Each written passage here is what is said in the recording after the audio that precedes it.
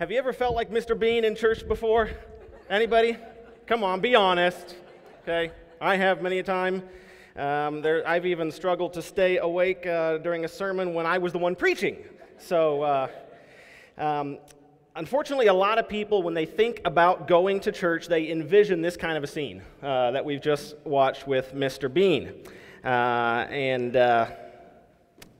Uncomfortable seating, check. We got that, right? A bunch of polite people all sitting face forward. We got that too. And some guy up front that's not always very entertaining and sometimes hard to understand. We got that too. So it looks like we got more in common with Mr. Bean than we might have realized before we came in this morning. But the real need that we have to fix this common misperception of going to church is not just to have more comfortable seating or to have music that keeps us awake or a preacher that's dynamic and entertaining public speaker. Maybe we'll have one of these someday. We actually need to get rid of that whole idea of going to church.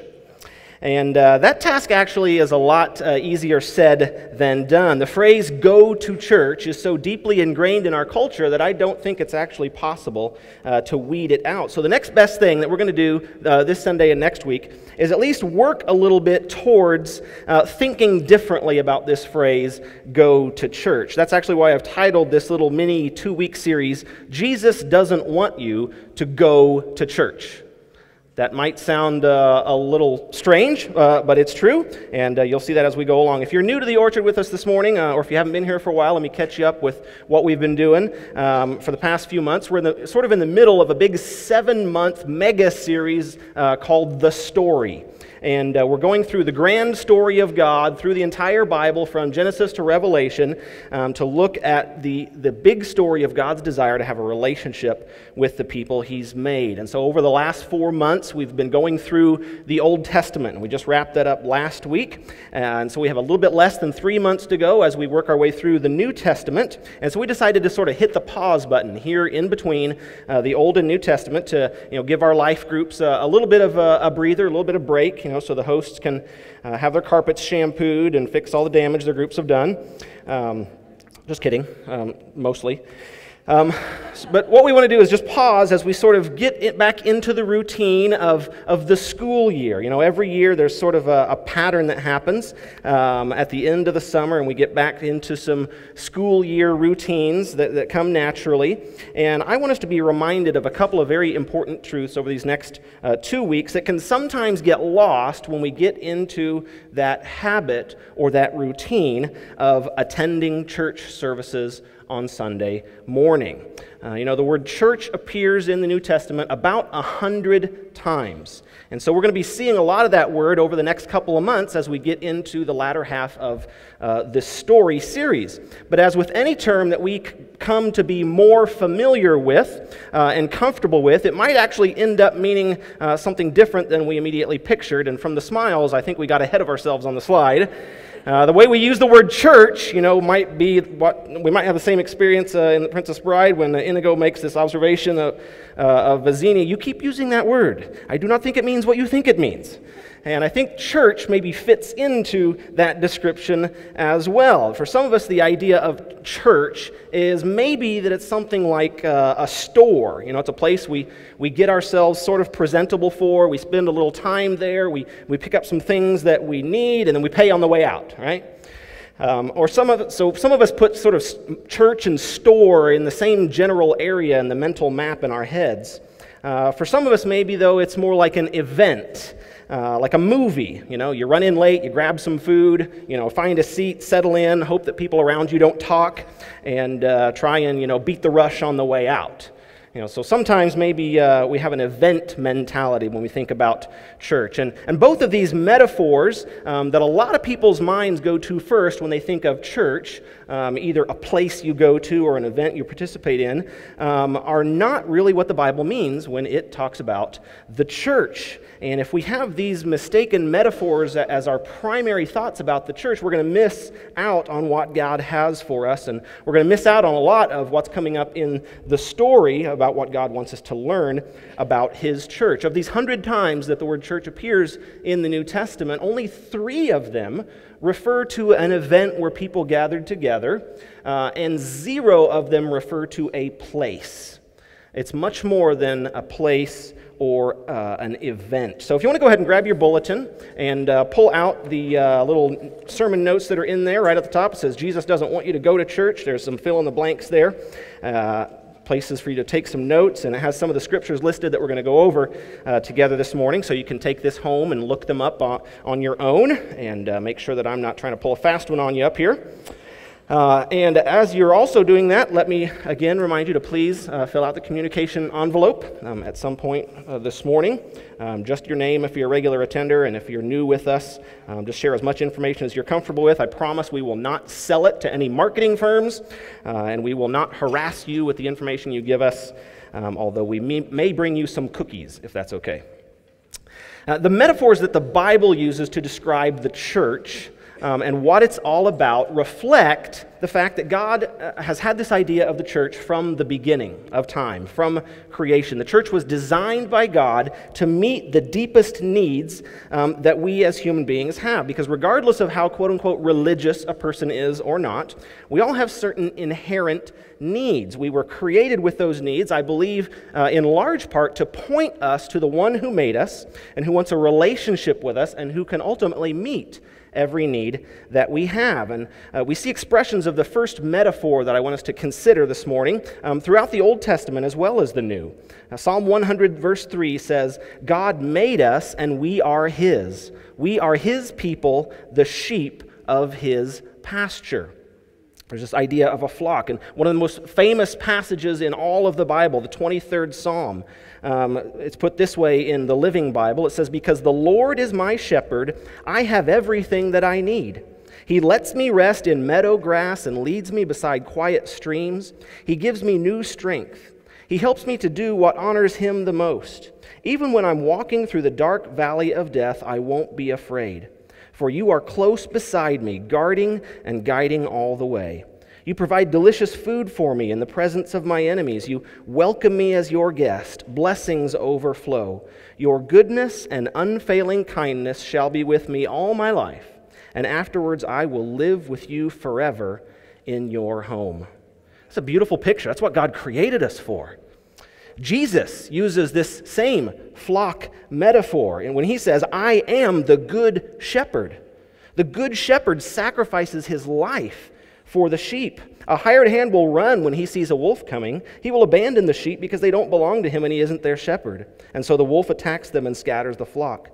The hired hand runs away because he's working only for the money and doesn't really care about the sheep. I am the good shepherd.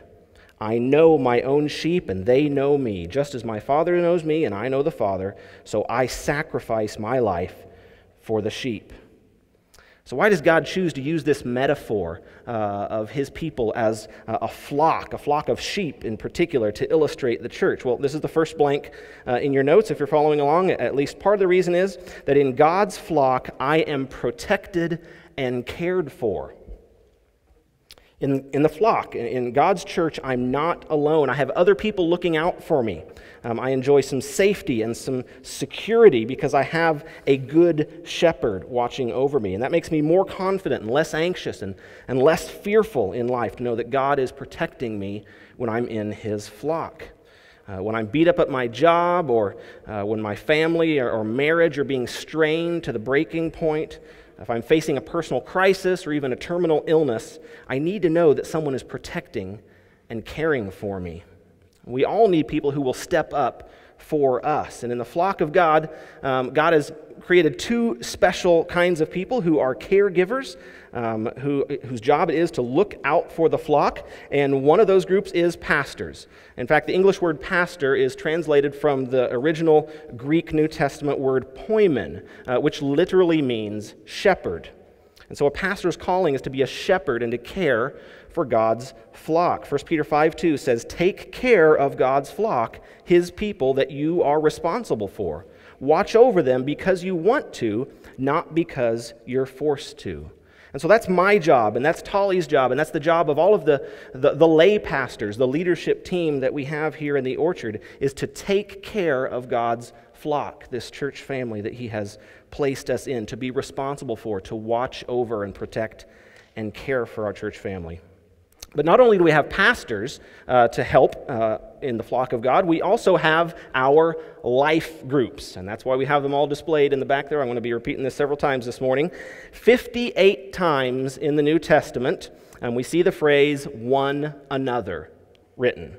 It says that the sheep also take care of each other. There's safety in numbers, that we care for one another's needs. That all these one another's, the Bible says, there's love one another, care for one another, help one another, support one another, pray for one another, encourage one another.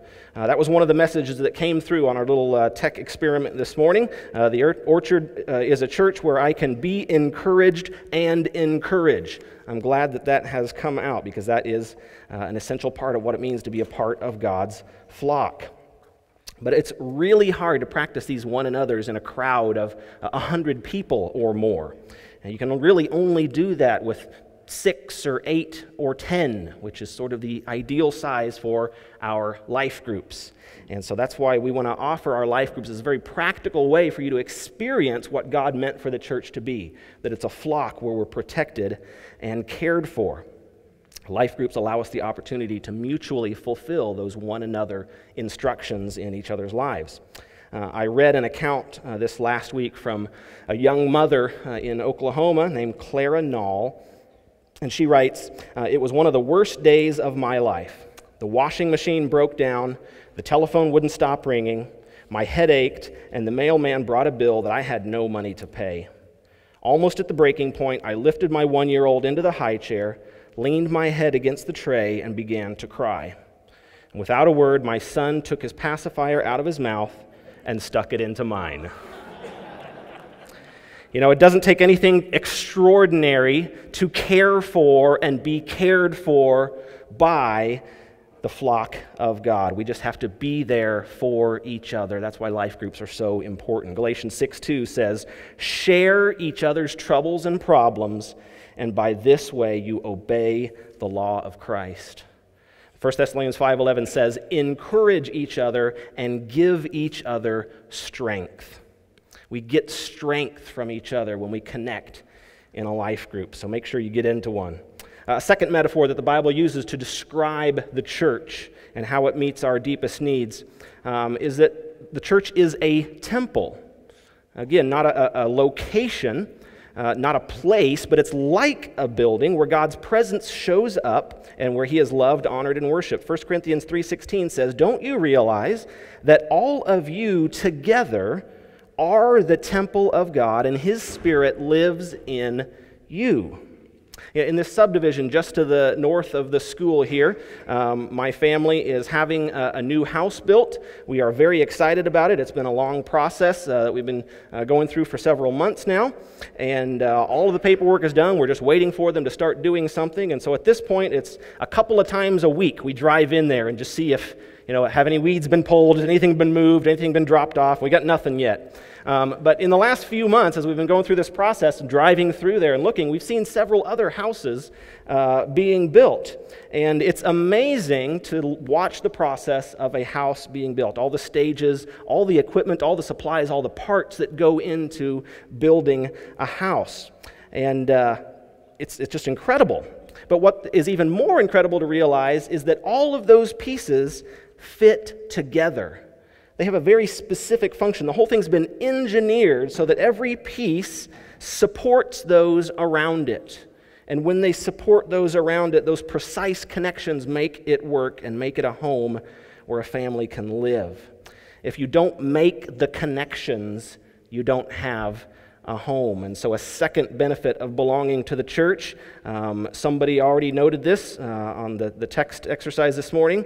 Somebody said the Orchard is a church where I can bring friends and receive support, help, and true love. And that is the second blank here. In God's temple, I am supported by others. Not only am I cared for and protected, I'm supported.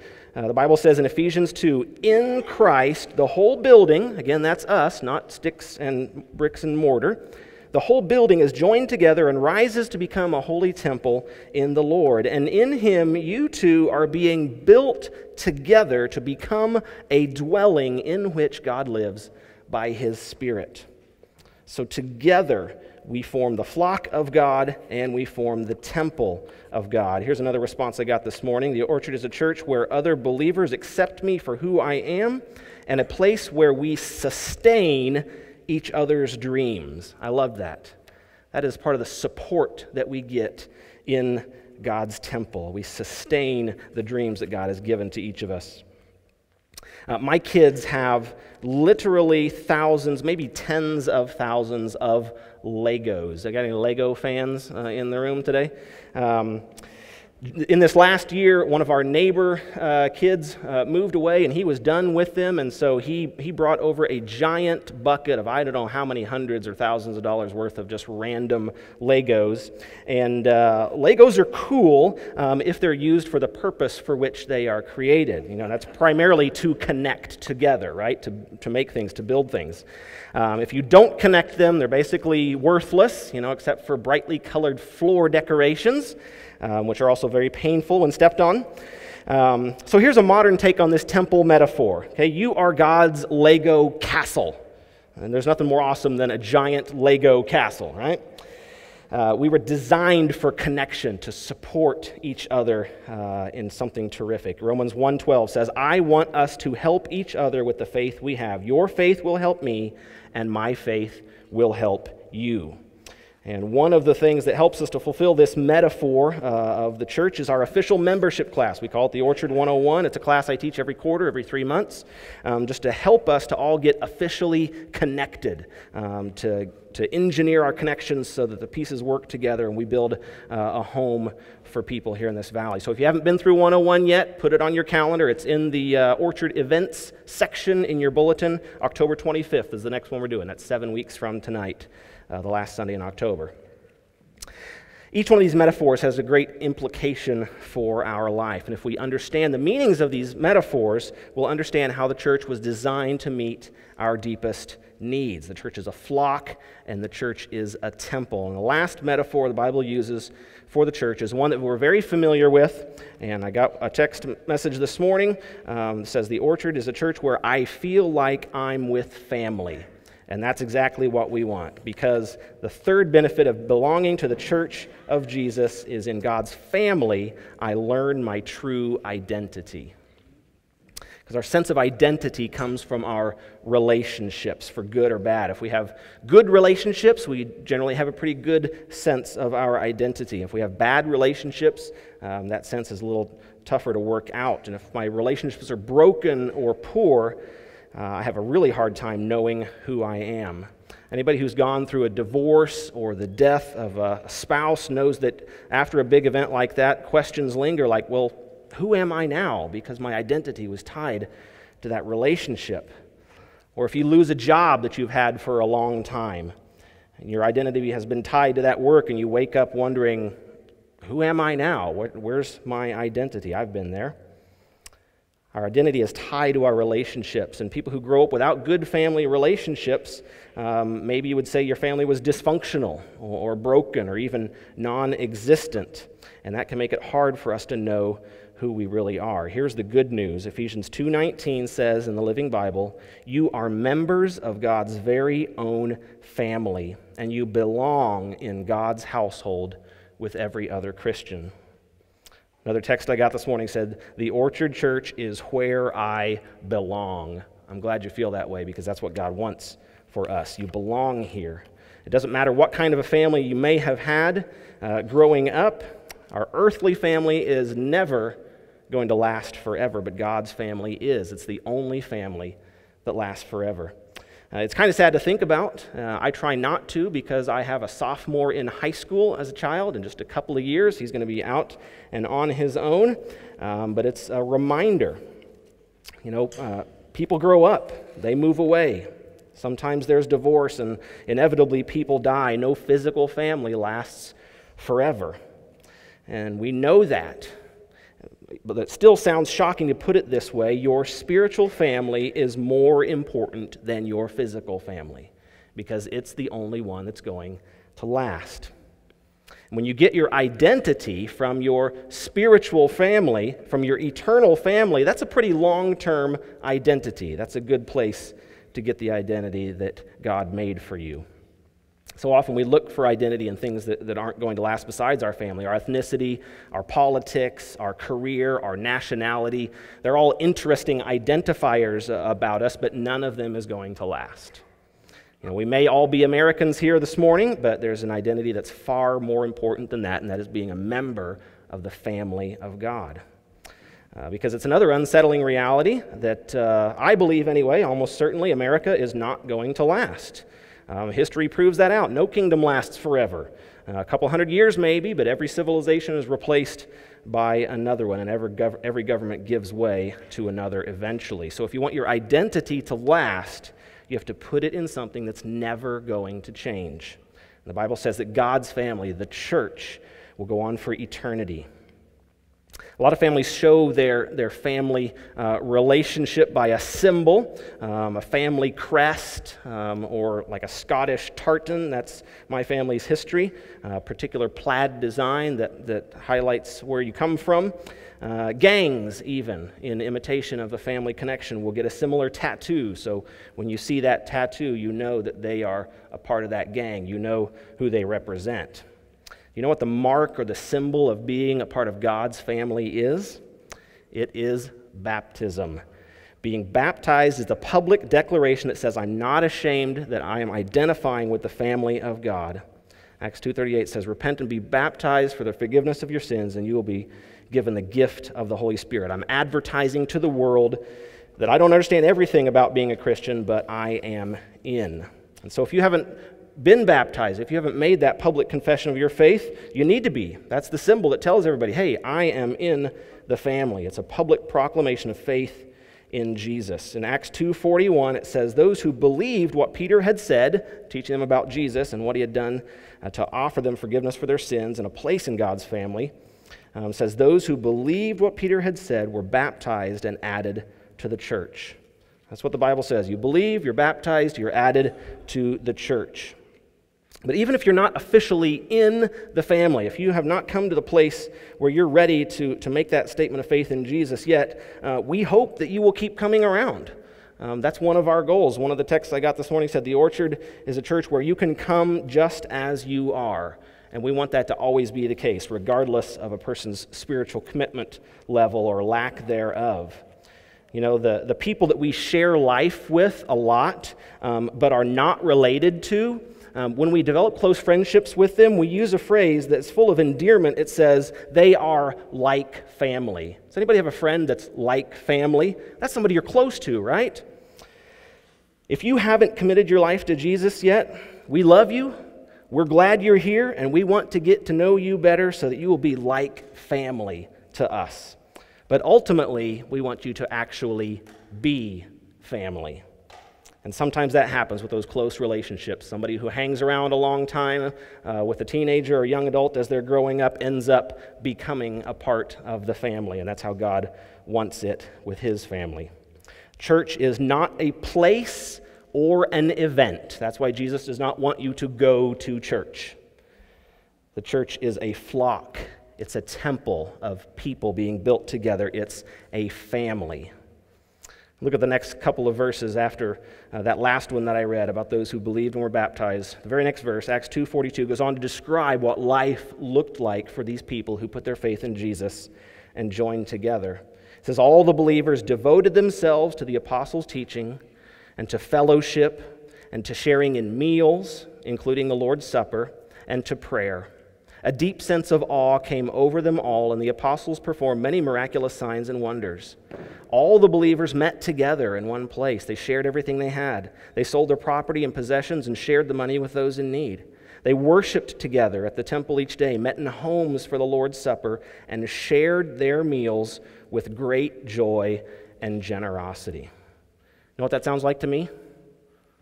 A life group.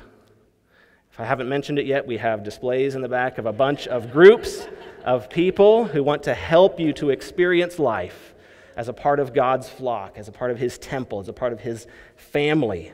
Whether you have made a personal profession of faith in Jesus or not, we want you to connect in a life group. That was the experience of the very first church that we read about here in the book of Acts. You know how I know? The next verse, Acts 2:47. Says, each day the Lord added to their fellowship those who were being saved. They didn't start out that way. They came to that place by developing relationships with God's people. That's what we want here in the Orchard. Every week we remember what Jesus did in order to give us the opportunity to have our sins forgiven, to be adopted into His family, to be built into His temple, to become a part of God's flock. And that was when Jesus went to the cross for your sin and mine. And so we're going to sing a song here in just a moment. The band's going to come back up and get ready for that. And as we are singing, the ushers will pass a tray of communion elements down your row, just a little stack of 2 cups. The bottom cup has a piece of bread that reminds us of Jesus' body that He willingly gave up for us, our good shepherd. And that top cup has a little bit of juice in it, reminds us of His blood. As Jesus said, the good shepherd lays down his life for the sheep. And that's what Jesus did for us. And so we're going to remember that together as we participate in communion. Will you pray with me? God, we thank You for having in mind the solutions to the biggest issues that we face in life. God, we're frail individual people in this life, and You have made a way for us to come together, to be a flock.